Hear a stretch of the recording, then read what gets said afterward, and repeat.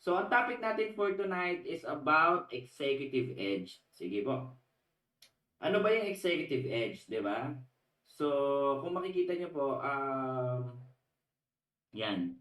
Quadro presents the executive edge. So, ito yung topic. So, bakit executive at saka bakit edge? So, alam naman natin pag sinabing executive, so you're, kumbaga, one of the special, di ba? Di ba? Ikaw yung mga, kumbaga, pag dumating ka sa isang event, ikaw yung inaasikaso agad, di ba? Ikaw yung VIP, kumbaga. Hindi ikaw yung nagsiserve, di ba? Hindi ikaw yung nag-o-offer ng drinks, ikaw yung ino-offeran. So, that's executive. Edge is about, syempre, sabi ko nga kanina pa, yun yung magiging lamang mo. 'Di ba? Kasi sabi nga sa mundo, pare-parehas 24 hours, pare-parehas 7 days a week, pare-parehas 30 days or 31 days in 1 month. Pero ang tanong, ano po yung magiging lamang mo sa mga ordinary people din na knowledge and skills para magkaroon ka rin ng mas lamang na pamumuhay. 'Di ba? Kumbaga, hindi masama 'yan, hindi masamang mangarap ng gano'n, yung masarap na buhay, 'di ba? Kasi lahat naman tayo pangarap 'yon. Alright, next. So ano po ba yung ano yan? Hihimay-himayin natin yan, no? So ang pinaka gusto nating i-discuss dyan is yung start building millions. So ulitin ko po yung tanong, dito po sa nanonood sa akin ngayon na participant, sino po ba dito yung mga gustong kumita ng million? Especially po na usually po yung mga nandito po is mga I think member na of Ascendo International. And sa mga guests po na nandito ngayon, so lahat naman tayo gustong kumita ng millions. Tama? So, wait lang po. Yeah, may ayusin lang ako. Yun, no? Yan. So, start building millions. So, ano po ba yan? Ito po bang millions na to is, kailangan po ba itong i-hit 100% ng mabilisan or maiksing panahon lang? Alright? So, wait lang po biglang nyo lang ako ng 1 minute. Ayusin ko lang po itong akin.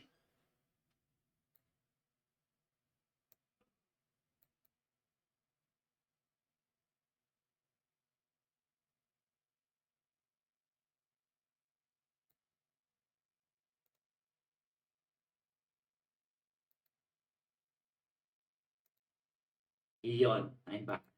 Alright. So, start building million. Next po, next slide.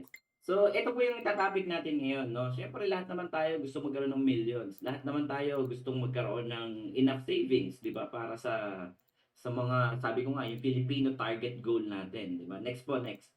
So, ito po yung mga gusto nating i-discuss, di ba? So, may tinatawag po tayo na um, quadro bucket, di ba? And pipeline. So, active income and passive income.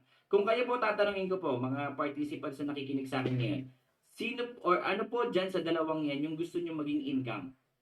Di ba? Ano po dyan sa dalawang yan yung gusto nyo na yun yung maging ano nyo, maging kumbaga pamumuhay, di ba? Yung tipong gusto ba natin ng merong income na passive or gusto niyo ba active income? So sabi ni Mark, same po. Yes, maganda kung meron same, 'di ba? Kung kaya lang din naman na pareho, edi mas maganda. 'Di ba? So ano ba 'yan? Isa-isahin natin. Ano ba yung passive at active income? So sabi po sa active income, ito po yung time equals money. Yung tipong tinatawag na parang uh, effort mo, babayaran ko. 'Di ba? Usually, yun yung nangyayari. Normal na nangyayari po yan sa panahon ngayon. 'Di ba? Sabi nga, kung gaano kaganda at gaano kalaki yung skills mo, yun yung babayaran sa'yo. 'Di ba?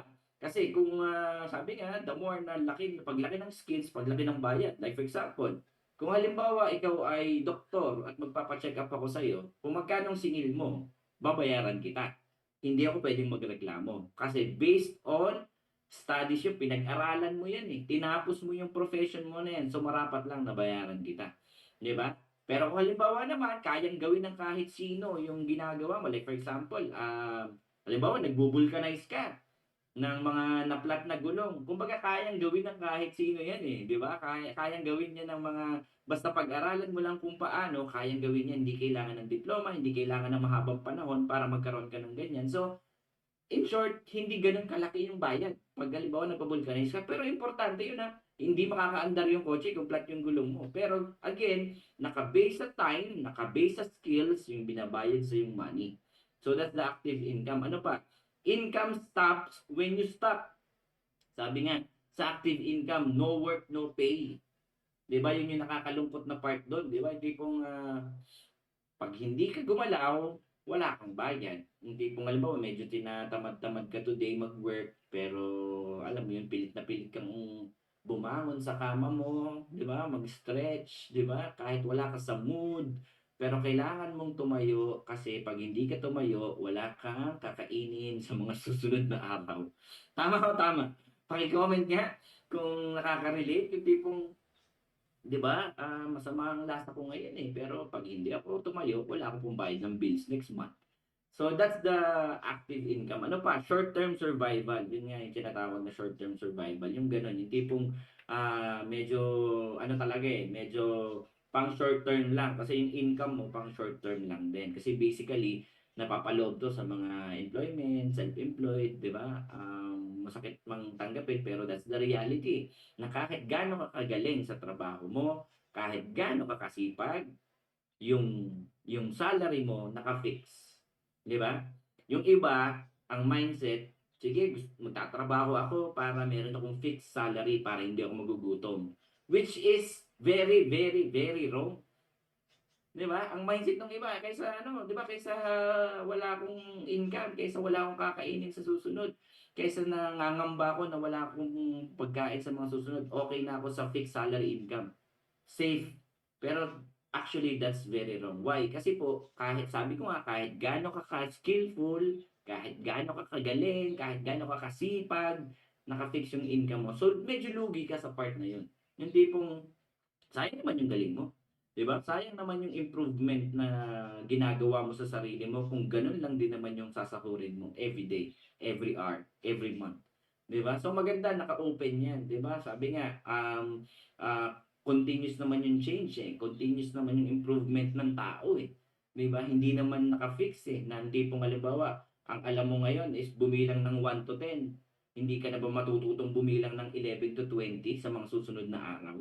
So it means dapat yung income na ginagawa natin ngayon is naka-open para sa growth mo. Iyan po ang magandang income. So doon papasok naman itong pipeline or yung passive income. Time builds money. 'Di ba? Time builds money. Ito po yung maganda diyan. Kumbaga, habang tumatagal, mas lumalaki po yung value mo. Mas nagiging importante ka, 'di ba? Mas nagiging ano ka, mas nagiging valuable, 'di ba? Nagiging lalong tumataas yung tingin ng respeto ng tao at bayad sa iyo along the way habang tumatagal. Income flows even you rest. Yung kahit halimbawa, ano ngayon eh, parang me time ko ngayon, 'di ba? Day off ko ngayon. So, umaandar pa rin ba yung income mo kahit na nagpapahinga ka? 'Di ba? Ano pa, long-term freedom. So, ano po yung ibig kong sabihin dito sa dalawa na 'to? Kung kaya pagsabayin, that's very cool. Congratulations. Pero kung nandito ka pa lang halimbawa sa active income, wala pong masamang magdagdag ng passive income. Pero, of course, maghahanap ka rin ng passive income na hindi din gano'n kataas yung risk na gagawin mo. Kasi of course, pera yan eh. 'Di ba? Kumbaga, pinaghirapan mo yan, ano yan, hard-earned money mo yan. So, para magka-passive income ka na maliit yung risk, kailangan alamin mo din. Kaya nga sabi ko po kanina, lamang po yung may knowledge. Lamang po yung open, yung mind mo to opportunities and growth para mas lalong gumanda yung takbo ng present mo going to your future. Alright, so himay-himayin ulit natin mamaya yan. Next. So alam na no, ang active income. So are you building a pipeline? Yun yung pinakatanong. Kasi pipeline is the other term for passive income or just carrying buckets every day. Wala pong masama sa buckets ha. Hindi pong kung nagtatrabaho ka, kikita ka ng kinsenas, katapusan. 'Di ba? O kaya naman, sideline job ka, 'di ba? Hindi pong, day off ko ngayon, eh, sideline ako. So, you're earning buckets. Alam mo yun, kung magkano yung kinita mo, nilalagay mo, ganyan. Wala pong masama dyan. Pero again, sabi ko nga, nothing is permanent. Yung kalakasan natin, yung katawan natin, hindi po permanente yan. Di ba? Kung kaya mong mag-work ngayon ng 8 hours or 10 hours na hindi ka napapagod, or kaya mo pang mag-sideline na job nang hindi napapagod yung katawan mo, I mind you, after 10 years, 15 years, pag medyo umidad-edad ka na, medyo hindi na. Sumasakit na yung mga likod-likod, di ba?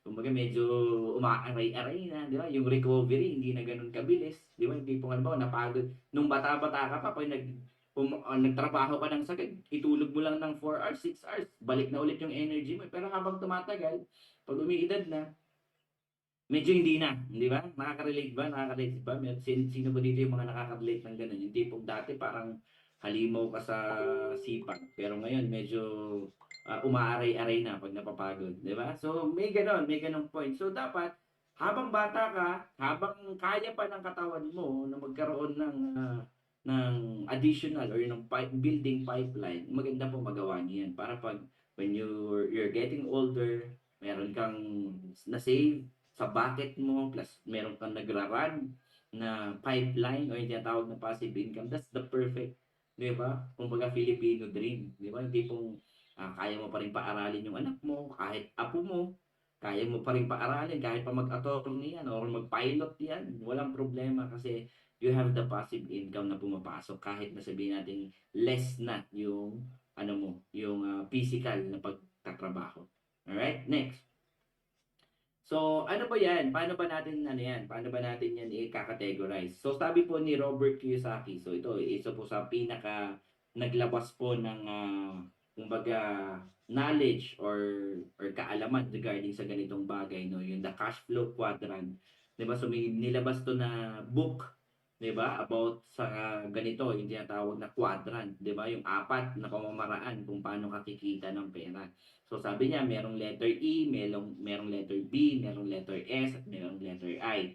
So, employees, business owners, self-employed, and investors. So, ito yung apat na klase ng tao in your financial system. So, more or less, lahat po tayo na nakikinig ngayon dito sa event, nandito po tayo sa apat na quadrants na yan. 'Di ba? Imposibleng wala. Kasi kung wala ka dyan, eh, baka illegal na yung ginagawa mo. 'Di ba? So, kumbaga, nandyan tayo. Either you're employed, either meron ka sariling negosyo, or meron kang self-employed ka, may sarili kang pinagkakakitaan na katawan mo, yung ano mo, yung puhunan, di ba? For example, doktor ka, meron kang clinic, di ba? O kaya meron kang, yun nga, vulcanizing shop, ikaw din yung nagbo-vulcanize, mga ganon. Di ba? So, meron kang tindahan, ikaw din yung nagtitinda, di ba? So, self-employed, dyan pumapasok yan. So, mamaya, categorize natin. Next. Ano po ba yung apat na yan? Or saan ba maganda pumasok? Di ba? Diyan sa apat na yan. Ito po, according to Robert Kiyosaki, based on studies to. Sabi po niya, 95% po, di ba? Ng, kumbaga dito, nasa left side, itong letter E at letter S, yung employees and self-employed. Di ba? 95% po nagsisiksikan yan dito. Yung nasa kaliwa, di ba? Hati yan sa gitna, yung four quadrants. And 5% lang po yung nandito sa business and investors. 'Di ba? 95% ng population. Kahit naman ano ngayon itanong niyo sa lahat ng kakilala niyo, isa-isahin niyo lahat ng kakilala niyo, tanungin niyo kung ano yung pinagkakakitaan nila. Negosyo or trabaho. Usually po, malaki pong porsyento ang sasagot nila is employment. 'Di ba? Yung mga classmate mo ng elementary, high school, college, more often than not, ang sagot nila is nasa employee sila or self-employed. Yung tipong nandyan sila sa left side. Why? Kasi po ito yung mga pinamana eh. Ito yung mga kasabihan na matagal na pong naririnig sa mga matatanda. Di ba? Yung tipong anak, mag-aral ka mabuti para pag-graduate mo, magkaroon pa ng magandang trabaho. So, talaga, kahit ako eh, di ba? Even me. Kaya nga po nursing yung kinuha ko eh. Kasi yun po yung advice sa akin. Na anak, nursing yung pinaka boom na boom nung time ko. Nung year na nag-aaral ako ng college, nursing yung pinaka talagang boom na boom pagdating sa employment. Kaya yun ang kinuha ko. Hindi dahil gusto ko yun. Hindi dahil choice ko yun. Dahil yun ang boom na boom nung time na yun. At yun ang in-advise sa akin ng parents ko. Kaya yun po yung ginawa ko. Kaya 95% talaga kahit bata pa, ang alignment is papuntang employment. Empleyado. Why? Kasi sa school tinuturo din yan, di ba? Kung ano yung pinapractice sa school, yun yung pinapractice sa employment. Kumbaga yung tinatawag na default, di ba? Yung tinatawag na comfort zone na i-incorporate na sa sistema ng katawan natin. Kasi why? Mo, sa school, di ba? Usually, 8 to 5 or 9 to 5 ang pasok ng mga estudyante. Di ba employment, ganun din. Mm. So, napapractice ka na. Sa school, may uniform. Sa employment, may uniform. O, may ID. Di ba? May ID din sa estudyante. O, yung mga estudyante, kailangan sumunod sa teacher. Kasi pag hindi ka sumunod sa teacher, hindi ka makakagraduate. So, ang employment, ganun din. Kailangan ka sumunod sa boss mo kasi pag hindi ka sumunod sa boss mo, matatanggal ka sa trabaho. So, may fear base. Di ba? Fear. Di ba? Pakicomment nga fear. Naka-fear base. Di ba? Yung tipong kailangan kong sumunod, kailangan kong gawin, kailangan kong sundin kasi kung hindi, ito yung magiging kapalit. 'Di ba? So naka-fear base kaya napa-practice. Kaya kaya kahit anong ano, kaya kahit anong kahit hindi ka tinuruan actually ng matatanda, do'n ka pumupunta, do'n ka pumapasok kasi nga na-practice na natin siya, bata pa lang tayo. 'Di ba? Dito naman sa 5% or business ay investment, kokonti ang pumapasok dito kasi ano 'to, yun nga nakatira tayo sa Philippines, Filipino tayo, and yun nga, 80 to 95% ang advice is maging employment. And yun din yung practice.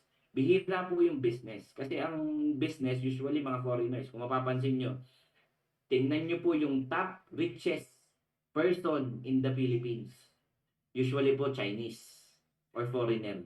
Bihira po yung mga Filipino. Meron pumasok si Manny Villar, pero wala siya sa employment. Then nasa real estate siya, nagninegosyo din siya. 'Di ba? So it means yung advice kasi sa atin, yung minana natin is talagang bihira po yung negosyo kasi marami pong mga myths 'di ba? Mamaya daanan natin. Marami yung mga kasabihan o yung mga takot na binigay din sa atin kung bakit hindi tayo makapag-open ng business before. 'Di ba? So 5% lang. So imagine niyo from 100%, sabi to ni Robert Kiyosaki, hindi ko sinabi to ha. Hindi ko to inimbento, galing to sa libro, no? So 95% nagsisiksikan dito kaya kung makikita nyo din yung employment, sobrang dami po, 'di ba? Kung makikita nyo yung job fair, pinipilahan talaga ng sobrang daming mga tao para lang mag-apply ng work. 'Di ba? Pero yung pag-open ng business, open na open naman yung ano, pero kokonti yung mga taong pumipila. Why? Kasi nga takot po silang gawin yung negosyo. Alright, next. So ano ba 'yon? Ano ba yung mga ano natin, pumipigil diyan? So according to Robert Kiyosaki, baliktad naman when it comes to financial system.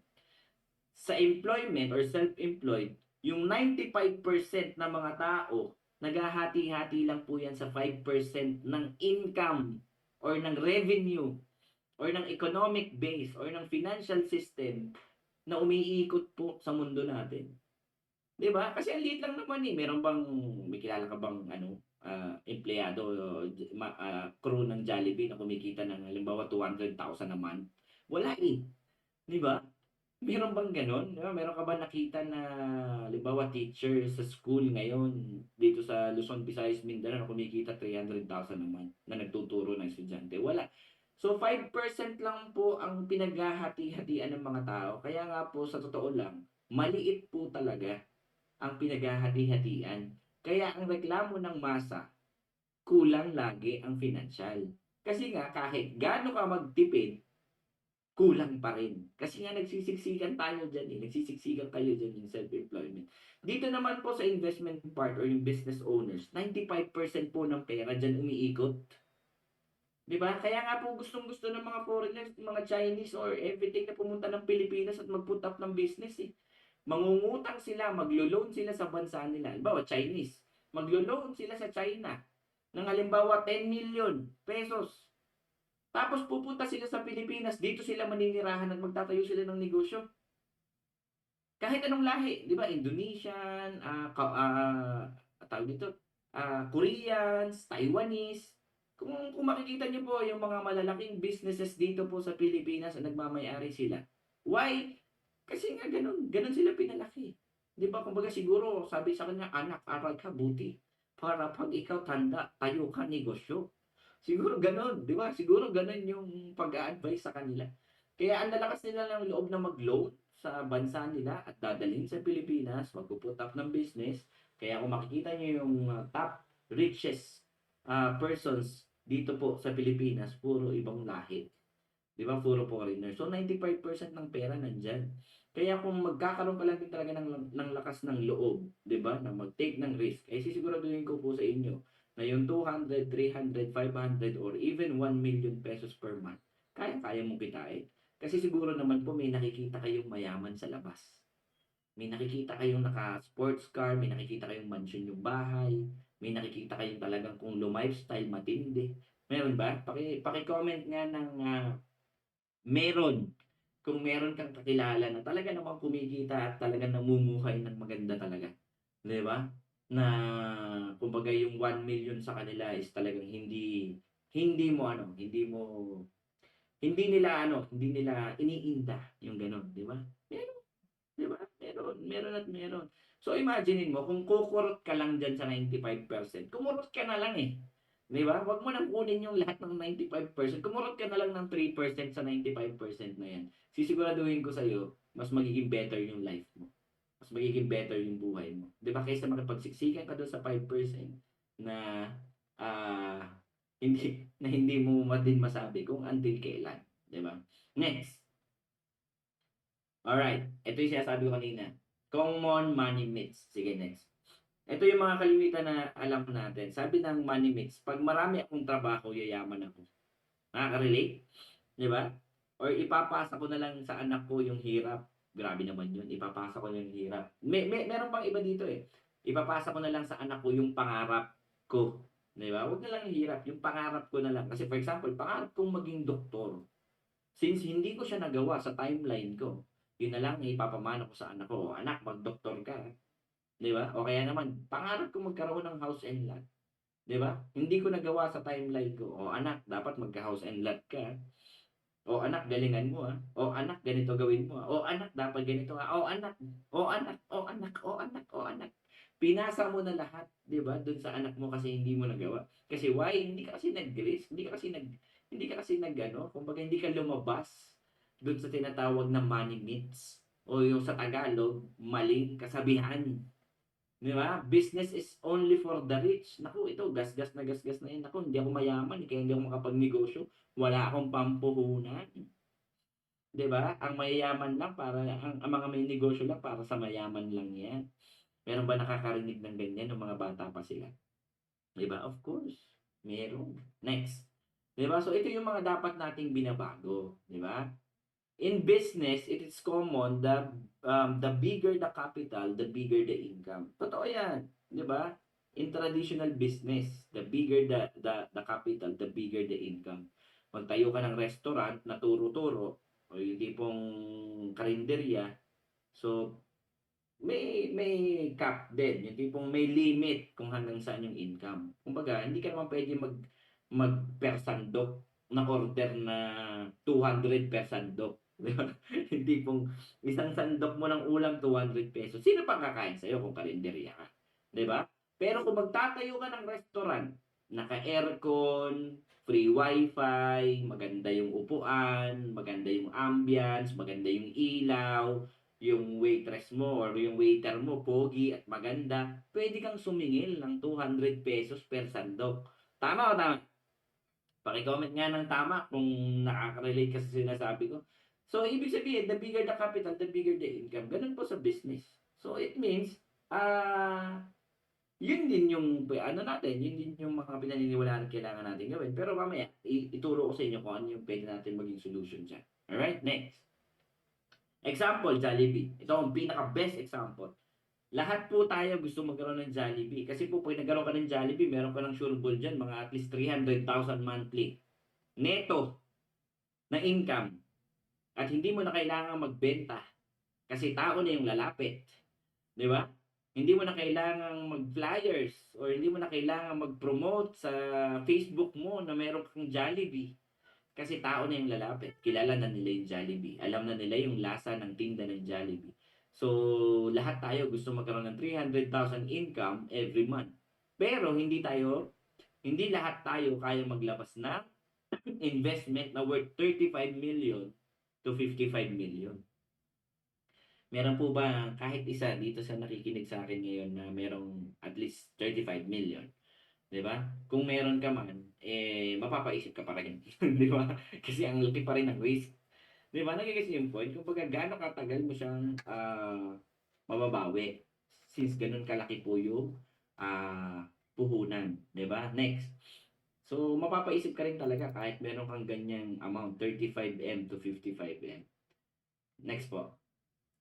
So, ano yan? Ano yan? Ito, sabi ko nga, ROI ng Jollibee is 5 to 10 years. 'Di ba? So, it means, at least 10 taon, dapat hindi bagyuhin yung tindahan mo. 'Di ba? Pag binagyo yung Jollibee mo, o kaya nabagsakan ng puno yung Jollibee mo, eh, hindi ka na makaka-ROI diyan. 'Di ba? It means, ang point ko lang is high risk siya. Lalo na if location fails. Operation follows strict system. So medyo matagal yung ROI. So kumbaga, yung mga nag-i-invest sa mga ganitong klaseng business, ito yung mga medyo liquid na talaga. Yung tipong at least meron kang 100 million para kahit gumastos ka ng 50 million, at least may 50 million ka pa. Pero kung halimbawa, saktong-sakto lang yung pera mo, 35 billion, tapos tinaya mo sa Jollibee, medyo nakakaano yun, nakakatakot, 'di ba? Medyo wala kang peace of mind doon, hindi ka masyadong makakatulog ng mahimbing doon since ang iniisip mo is kung paano mo babawiin yung ganong kalaki mong nilabas na puhunan, 'di ba? So, medyo ano siya, medyo risky siya, 'di ba? Hindi pala siya medyo, high risk pala siya. Alright, next. So, ano po yan? Franchising is for people with millions and patience. Ito yung pinaka-advice. Digital business is for people with vision and execution. So, sabi ko nga, kung meron mang negosyo na pwedeng kumita katulad ng Jollibee, na hindi mo kailangan maglabas ng sobrang laking puhunan, digital business po yung solusyon. 'Di ba? Marami naman eh. Sabi nga sa self-employed, pagdating sa digital era, ang self-employed yung mga vloggers. Pag nag-vlog sila, may kita sila. Tawag dyan, self-employed. 'Di ba? Pag hindi sila nag-vlog, pag hindi sila nag-edit, hindi sila nag-upload, wala silang kita. 'Di ba? So that's self-employment. 'Di ba? So ano ba yung digital business na pang-passive next? So, syempre lahat naman, 'di ba? Lahat naman tayo may vision and execution. So, ano ba yung pwede? So, eto na po 'yun. Ascendra, your pipeline starts here. 'Di ba? So, kumbaga ito po yung sa mga first time po, sa mga ngayon lang po naka-attend at ngayon lang po narinig itong Ascendra International. Ito po is a pre-launching na company. Maglo-launch pa lang po ito on January 2026. Nag-start po ito is last June 16, yung official na nagkaroon tayo ng encoding. So, napaka-fresh. Bagong-bago po yung ating company. Bagong-bago po ang ating negosyong ito na pipeline. And ito po yung sinasabi namin na pwedeng makatulong sa iyo sa digital world na magkaroon ng passive income. Di ba? So, low risk, at the same time, pwede po sa kahit kanino, kahit nasang lugar ka pa. Alright?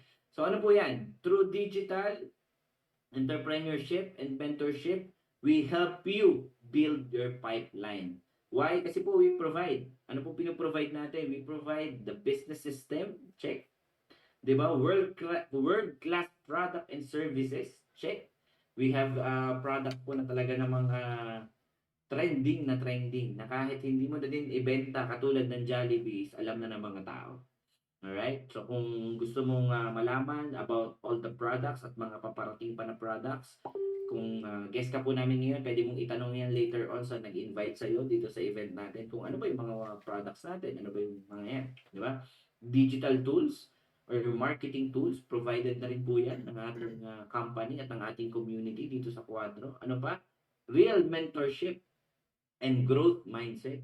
Yung tipong ang mga nagtuturo po dito, yung mismong naka-experience mismo, 'di ba? Ng negosyong ginagawa niya. Hindi yung tipong kumbaga sa school nagbi-business nagtuturo ng business management pero yung teacher wala namang business, parang gano'n, 'di ba? So, yun yung medyo loophole eh. Ang course mo business management pero yung nagtuturo sa iyo empleyado. So, paano mo gagawin yung business? So, ito po ang mga mentor natin dito sa Ascendra. Talaga kumita po ng multi-millions regarding digital business and of course, yung mindset, yung growth na sinasabi ko nga kanina na habang tumatagal, mas lalo pong tumataas yung value mo. Mas lalo pong lumalaki yung passive income mo habang tumatagal. So, yun po yung maganda doon. Next. Yan, di ba? So, the executive edge, next. Ito, 3 steps how to earn your first million. Paki-comment nga po ng first sa mga active pang nakikinig sa akin ngayon. Kung nakikinig ka at bukas ng bukas pa, yan, paki-comment ng first. Yun, oh. Yun. So, we have 3 steps to earn your first million dito po sa Ascendra International. At kung susundan nyo ito, sabi ko nga may pattern po yung success, may pattern po kumbaga million na income dito po sa ginagawa natin. At kung maluwag sa loob mo susundin yung pattern na yon, sisiguraduhin ko sa inyo, hindi magtatagal. Makukuha niyo yung first million sa negosyo natin. Alright? Next. Alright, first step. Alright, enroll in Ascendra and go for executive package. So, magkano po yung executive package? 199,800 pesos. Sabi nung iba, ay sir, medyo mahal naman yan. 199,000, almost 200,000 pesos. Medyo malaki po yung puhunan. Pero again, ulitin ko po kung gusto nyo pong kumita katulad ng Jollibee na 6-figure income, 100,000 pataas na income every month, hindi mo na kailangan maglabas ng million. Kung i-compare nyo po yung kinikita ng Jollibee sa pwede nyong kitain dito sa digital business na ginagawa natin, hindi mo kailangan maglabas ng million. 200,000 first and last na paglalabas nyo ng pera. Unlike kay Jollibee, monthly may overhead. Diba? Papasweldo ka ng tao, ng empleyado, magre-replenish ka ng burger, ng spaghetti, ng chicken, bibili ka ulit eh. Dito po sa negosyo natin, one-time investment. Isang beses mo lang siya ilalabas. The rest ng mga susunod, income na yung pag-uusapan natin. At kung kayo po yung tatanungin ko, sa halagang 200,000, ano ba yung mga traditional business na pwede mong itayo dyan? Konti lang po. Konti lang po yung pwedeng, yung matinong traditional business na pwede mong itayo na may dissenting income. Sabi nga kanina sa traditional business, the bigger the capital, the bigger the income. So kung magtatayo ka ng karinderya worth 200,000, medyo maliit na karinderya yan. Kasi mamimili ka pa ng mga kaldero, 'di ba? Ng lutuan, 'di ba? Ng gasol, 'di ba? Magrerenta ka pa ng parang pinakatindahan mo, 'di ba? Ng pinakakainan mo, magma-monthly expenses ka pa. So sa 200,000 na magtatayo ka ng business, medyo malabo-labo, 'di ba? Medyo ano pa ba mga cash diyan? Halimbawa, car wash. Yan, pwede. Magtayo ka ng car wash, 200,000 kayang pagkasyahin. Pero bago mo naman mabawi din yung 200,000 mo sa kada kotseng papalinis mo, maglilinisin mo, or kung mag-hire ka naman ng tao, medyo gastos din, di ba? Kung maliit lang din yung ROI na babalik. So dito po sa digital, yung 200,000 mo, of course, may kapalit yan. Di ba? May kapalit yan na services, may kapalit yan na product, and of course, may kapalit yan na pattern going to your first million. So, ang tanong, step 1 is, go for executive. So, for those naman po na mga member na natin na naka-lower account, wala pong problema. Kung gusto niyo yan, yung lower account. Di ba? Gusto niyo associate kayo, o kaya builder kayo, o kaya consultant or director, it's up to you. Pero kung ako po kung advice ko yung tatanungin, di ba? Sabi ko nga, kung gusto niyo yung mapabilis yung negosyo niyo, you need to walk the talk. Comment nyo nga po, walk the talk. Di ba? You need to show your prospects, you need to show your business partners na ikaw mismo ginagawa mo ng tama yung business mo. 'Di ba? Kasi syempre ipapakita mo 'yan sa kanila eh. Ipapakita mo 'yan sa kanila na etong negosyong ginagawa ko talagang 100% sigurado ako sa negosyong itong pinasok ko. Pag kumausap ka po ng potential business partner mo at tinanong kung anong account mo, ang sarap po confidently sabihin na naka-executive package ka compared sa mga lower packages. Kasi why? Doon makikita ni prospect eh. Doon makikita ni prospect na talagang maganda tong negosyong to kasi itong taong kausap ko, hindi naman siya maglalabas ng 200,000 kung hindi maganda yung pinasok. Di ba? For those naman na kumbaga sa capital siya medyo may challenge, no? Wala pa akong 200. Ginagawan po talaga ng paraan ng pagninegosyo. Kumbaga talagang hindi po pwedeng ano mo yun, yung parang petiks-petiks lang tayo pero gusto natin kumita ng million. So again, sabi ko, this is pattern. And the step 1, to reach your first million fast and quick, you need to have your executive package. So kung sabi nga, kung gusto mo maraming paraan, kung ayaw mo maraming dahilan. So again, it's up to you, but ito po, executive account is the first step going to your first million.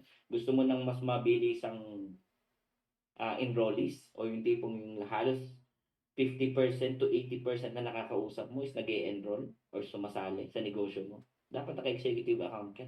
Kasi kayang-kaya mo mag-close ng deal ng mga lower packages kung nasa sagad kang package. And kabaliktaran naman yun. Kung nasa lower package ka, medyo maliit yung tsansa. Pero may tsansa naman na maka-close deal ng bigger accounts. Kasi nga, hindi mo pa na-experience eh. Hindi mo pa totally na nararamdaman yung benefit ng naka-executive package, di ba? So, that's the step one. Pag nagawa mo yan, mas malaki po at mabilis talaga yung chance. Alright? So, ano ba yung mga kapalit ng executive package natin? Sa mga first-timer po, meron po tayong MVP, MV, and MP. So, pwede po kayong mamili ng options between products and insurance or either combination po ng product at insurance. So sabi nga sa ROI pa lang, bawi ka na. 199,800 yung nilabas mo, may bumalik sa'yo na 225,000. Or ang pinakamababa is 210,000. Imagine, hindi ka pa nag-start ng business, tumubo ka na agad. Di ba? So itong mga product na ma-receive mo, pag ginamit mo yan, so healthy ka. Kung gusto mo namang ibenta yan o ipabenta yan sa iba, yung bumalik na pera, sayo na po yun. Hindi mo na yan i-remit ulit. Pera mo na yan, balik mo yan sa'yo. So imagine, yung return of investment na tinatawag, it's up to you kung gaano kabilis or gaano katagal mo siya gagawin. Kasi, sabi ko nga, hawak mo na siya, kailangan mo na lang siya gawan ng strategy kung paano siya madidispose. And we have trainings then about that.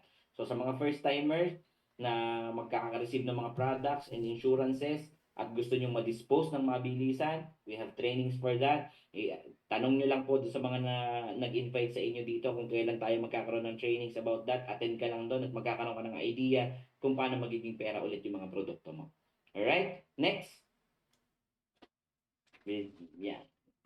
Step 2, learn, share, and maximize the Quadro proven online system. Alright? So, sabi ko, we have the pattern na. Naranasan na po namin yan. Ilang ulit na.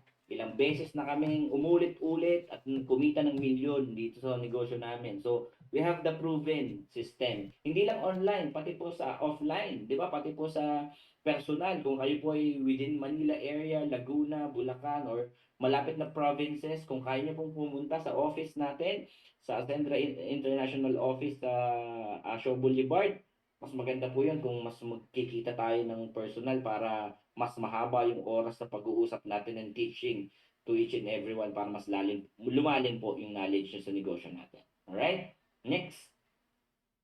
Step 3. Ay, hindi pa pala. Ito yung passive. Ito yung sinasabi ko nila. Earn 40,000 bonus for every executive direct referral. So imagine po sa mga first timer pag ikaw po meron kang nasama na nag-executive package, magkakaroon ka rin po ng 40,000 income. So kung meron kang 10, so may 400,000 ka. 'Di ba? Nakita dito sa executive direct referral. Alright? Next. Imagine no, yung sweldo ng full-time isang buwan, pwede mong kitain po ng 1 day. Alright? So imagine, 2 people in 1 month, you have 80,000 and 24 million. Kung itatimes natin target mo lang for example, 2 tao lang sa loob ng isang buwan. Siguro naman, kaya mo na yun in 30 days. So kumita ka lang ng 80,000 sa loob ng isang buwan. Pag itatimes mo po yun, di ba, sa loob ng isang taon, it's 24 people. And 24 people is equivalent to 960,000 pesos. 'Di ba? So gawin mong 25, 1 million na 'yan. 'Di ba? 1 million income na 'yan. So doon pa lang sa direct referral executive pa lang, na-reach mo na agad yung first million income mo within 1 year. 'Di ba? Paano na lang kung halimbawa hindi 2 tao yung naipapasok mo every month. So mas malaki po yung chance na kumita ka ng mas malaking pera, 'di ba? Or more than million pa yung kitain. Alright, next. Earn additional 10,000 bonus every binary match. Alright? So, dun sa 20 tao na pinasok mo every month, bukod sa direct referral po nun, merong binary o yung match. Every 2 tao po may match, may additional bonus ka of 10,000 pesos. 'Di ba? Imagine, unlimited yan na every 2 na magma-match. May equivalent po nun is 10,000 pesos. So kung ano ka, 10 ka, so may another 100,000 ka ulit.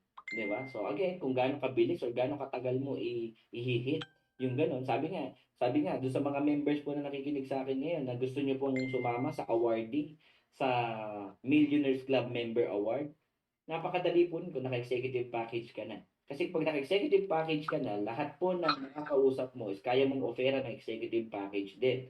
And 10 tao lang or 12 na tao lang kung meron ka, 'di ba? May auto spillover tayo.